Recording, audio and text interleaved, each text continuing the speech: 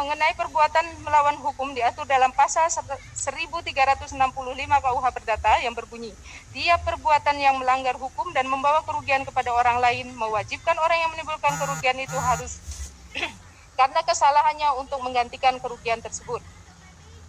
Menimbang bahwa pasal 1365 KUH Perdata yang mensyaratkan perbuatan melawan hukum harus memenuhi kriteria 1. Adanya suatu perbuatan yang bersifat melawan atau melanggar hukum. 2. Perbuatan tersebut mengakibatkan kerugian pada orang lain. 3. Ada kesalahan dalam perbuatan atau tindakan yang dilakukan tersebut. Dan 4. Terdapat hubungan sebab akibat atau kausalitas antara perbuatan dan kerugian yang timbul akibat adanya perbuatan melawan hukum. Menimbang bahwa unsur melawan hukum yang dimaksud dalam perbuatan melawan hukum adalah melanggar kewajiban hukum si pelaku, melanggar hak subjektif orang lain yang telah diatur oleh undang-undang bertentangan dengan kesusilaan atau bertentangan dengan kepatutan, ketelitian, dan ketidakhati-hatian. Menimbang bahwa hak-hak subjektif yang diakui oleh jurisprudensi adalah hak-hak kebendaan serta hak-hak absolut lainnya misalnya hak milik, hak-hak pribadi, hak dalam kurung hak atas integritas pribadi dan integritas badaniah, kehormatan, serta nama baik dan sebagainya, dan hak-hak khusus, serta hak penghunian seorang penyewa. Menimbang bahwa suatu perbuatan melawan hukum harus jelas perbuatan apa yang telah dilakukan. Menimbang bahwa selanjutnya untuk membuktikan dalil gugatannya, para penggugat konvensi telah mengajukan bukti berupa P1 berupa akta pendirian Yayasan Setia Hati Teratai nomor 55 tanggal 12 November 1982 yang mana dalam Yayasan Setia Hati Teratai dibuat di hadapan Notaris Dharma Sanjata Sudagung, notaris di Malang pada hari Jumat tanggal 12 November 1982 dan berdasarkan bukti P2 berupa akta nomor 6 tanggal 6 Oktober 1999 tentang akta perubahan Yayasan Setia Hati Teratai Pusat Madiun yang mana akta tersebut adalah merupakan akta perubahan Yayasan Setia Hati Teratai. Menimbang bahwa selanjutnya berdasarkan bukti P3 berupa akta pendirian Yayasan Setia Hati Teratai nomor 87 tanggal 10 Oktober 2014 di hadapan Notaris Muhammad Ali Fauji dihubungkan dengan keterangan saksi Muhammad Ali Fauji. Akta tersebut dibuat untuk merubah akta nomor 6 tanggal 6 Oktober 1999 dibuat dengan maksud untuk menyesuaikan dengan Undang-Undang Yayasan. Bahwa di dalam akta nomor 87 video bukti P3 di dalamnya tertera sebagai pengurus nama penggugat konvensi 1 sebagai wakil bendahara dan penggugat konvensi 2 sebagai bidang umum, juga tertera nama tergugat konvensi 1 garing tergugat rekonvensi 1 bertindak sebagai yang salah satu yang menghadap kepada notaris. Menimbang bahwa apakah kapasitas tergugat 1 garing penggugat rekonvensi 1 yang mengatasnamakan seolah-olah mewakili yayasan tersebut sah sehingga timbul akta nomor 9 tanggal 21 Oktober 2017 tergugat konvensi 156 garing penggugat rekonvensi telah menyangkalnya dan untuk penyangkalannya tersebut telah mengajukan bukti surat T1561 sampai dengan T15625 dan menghadirkan 2 orang saksi dan seorang ahli. Menimbang bahwa pokok dari gugatan para penggugat konvensi adalah petitum poin 4, poin 5, poin 6, dan poin 7, yaitu poin 4 menyatakan para tergugat yang mengatasnamakan pengurus Yayasan Setia Hati Teratai dengan mendasar pada akta notaris Mardia SH nomor 9 tanggal 21 Oktober 2017 adalah tidak sah oleh karena tidak memiliki kekuatan hukum apapun juga. 5. Menyatakan akta pernyataan perubahan pengurus Yayasan Setia Hati Teratai yang dibuat di hadapan Notaris Mardia SH dengan akta nomor 9 tanggal 21 Oktober 2017 tidak mempunyai kekuatan hukum dan haruslah dinyatakan batal. 6. Menyatakan pengurus Yayasan Setia Hati Teratai yang ditetapkan oleh Dewan Pusat Persaudaraan Setia Hati Teratai Pusat Madiun yang mendasar pada ketentuan ADART Persaudaraan Setia Hati Teratai tahun 2017 khususnya bab 13 Romawi pasal 34 angka 2 anggaran dasar dengan keputusan nomor 003 garing SK garing DPSHT garing 11 Romawi 2017 tentang pengurus Yayasan Setia Hati Teratai masa bakti 2017-2021 adalah sah menurut hukum 7. Menyatakan tindakan para tergugat yang seolah-olah mengatasnamakan pengurus Yayasan Setia Hati Teratai tersebut adalah merupakan perbuatan melawan hukum. Menimbang bahwa terkait dengan petitum tersebut dihubungkan dengan bukti yang diajukan tergugat konvensi 156 garing penggugat rekonvensi berupa bukti T1563 berupa putusan Pengadilan Negeri Madiun nomor 21 garing PDTG garing 2018 garing PN MAD setelah meneliti bukti surat tersebut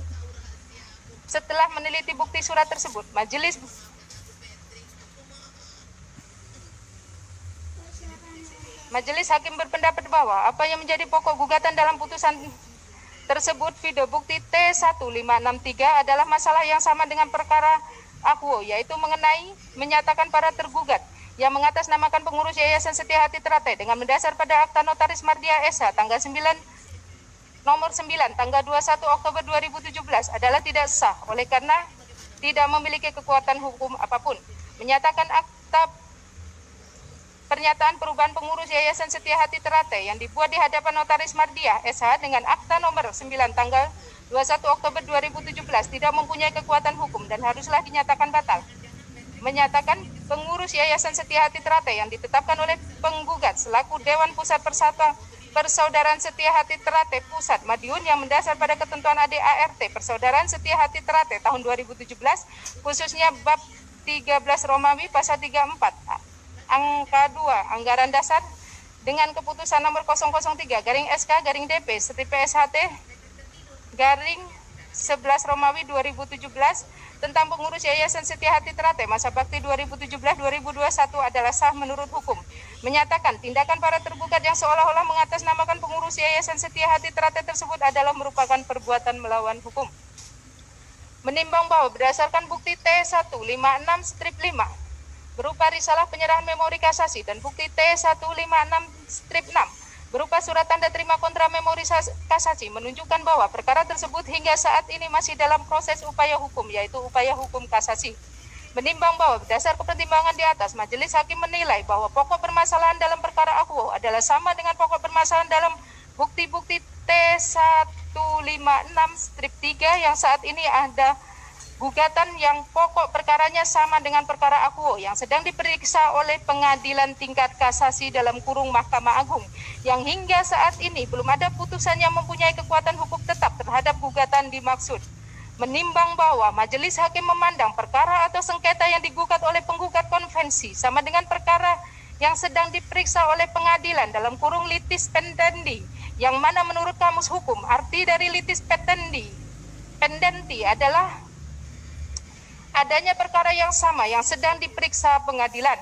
Menimbang bahwa untuk menghindari adanya putusan yang tumpang tindih antara yang satu dengan yang lain, maka majelis memandang bahwa terhadap perkara Akuo, oleh karena pokok permasalahan sama dengan perkara yang masih diperiksa oleh pengadilan, video bukti T156-3 dan hingga saat putusan ini diucapkan, belum ada putusan yang berkekuatan hukum tetap terhadap perkara dimaksud, bukti T156-3. Maka terhadap perkara Akuo belum saatnya untuk diajukan kembali ke pengadilan, sehingga para pihak harus menunggu hingga ada putusan perkara dalam kurung bukti T156-3 berkekuatan hukum tetap. Menimbang bahwa berdasarkan pertimbangan di atas, maka Majelis Hakim berpendapat bahwa gugatan para penggugat konvensi garing tergugat rekonvensi harus dinyatakan tidak dapat diterima nit on van Clifford-Clark. Menimbang bahwa oleh karena gugatan para penggugat konvensi garing para tergugat rekonvensi dinyatakan tidak dapat diterima, maka Majelis Hakim tidak akan mempertimbangkan petitum para penggugat konvensi garing para tergugat rekonvensi dan bukti-bukti baik surat maupun saksi untuk selebihnya. Dalam rekonvensi, menimbang bahwa tergugat konvensi 156 garing penggugat rekonvensi dalam jawabannya mengajukan gugatan rekonvensi, maka untuk selanjutnya tergugat konvensi 156 disebut juga sebagai penggugat rekonvensi 156 dan para penggugat konvensi disebut juga sebagai para tergugat rekonvensi. Menimbang bahwa oleh karena dalam pokok perkara gugatan konvensi para penggugat konvensi telah dinyatakan tidak dapat diterima, Niet on van Geliefverklaard, maka gugatan penggugat rekonvensi 156 harus pula dinyatakan tidak dapat diterima, Niet on van Geliefverklaard. Dalam konvensi dan rekonvensi menimbang bahwa oleh karena gugatan konvensi yang diajukan para penggugat konvensi garing para tergugat rekonvensi tidak dapat diterima, maka penggugat konvensi garing tergugat rekonvensi harus dihukum untuk membayar biaya perkara secara tanggung renteng. Memperhatikan pasal 182 ayat 1 HIR, pasal 184 HIR, pasal 1365 KUH Perdata, Undang-Undang Nomor 28 Tahun 2004 tentang perubahan atas Undang-Undang Nomor 16 Tahun 2001 tentang yayasan, dan peraturan-peraturan lain yang bersangkutan.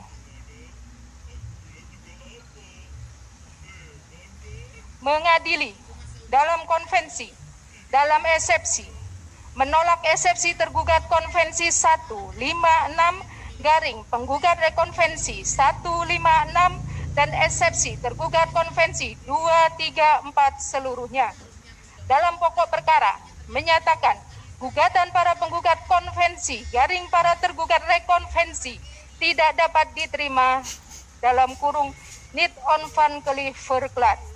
Dalam rekonvensi menyatakan gugatan penggugat rekonvensi 156 garing tergugat konvensi 156 tidak dapat diterima dalam kurung Niet on van Geliefverklaard. Dalam konvensi dan rekonvensi menghukum para penggugat konvensi garing para tergugat rekonvensi untuk membayar biaya perkara secara tanggung renteng yang hingga putusan ini diucapkan sejumlah Rp2.465.500. Demikian diputuskan dalam sidang permusyawaratan Majelis Hakim Pengadilan Negeri Madiun pada hari Jumat tanggal 12 Juni 2020 oleh kami Hastuti SHMH sebagai Hakim Ketua, Wuryanti SHMH dan Murdian Ekawati SHMH masing-masing sebagai Hakim Anggota yang ditunjuk berdasarkan surat penetapan Ketua Pengadilan Negeri Madiun tanggal 9 April 2020. Putusan tersebut pada hari Kamis tanggal 18 Juni 2020 diucapkan dalam persidangan terbuka untuk umum oleh Hakim Ketua dengan dihadiri oleh para hakim anggota tersebut dibantu Sukoyo SH, Panitera Pengganti pada Pengadilan Negeri Madiun, dihadiri oleh kuasa penggugat konvensi, para tergugat rekonvensi, kuasa tergugat konvensi 2, 3, 4, kuasa tergugat konvensi 156 garing para penggugat rekonvensi tanpa dihadiri turut tergugat. Demikian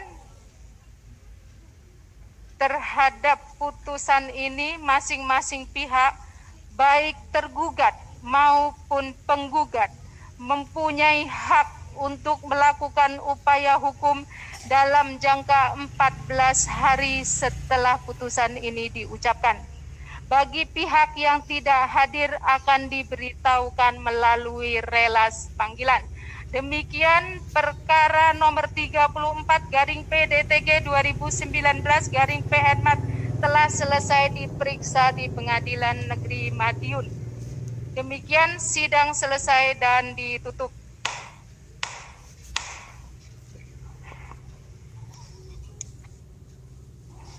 Sidang telah selesai. Majelis Hakim meninggalkan ruang sidang. Hadirin dimohon berdiri.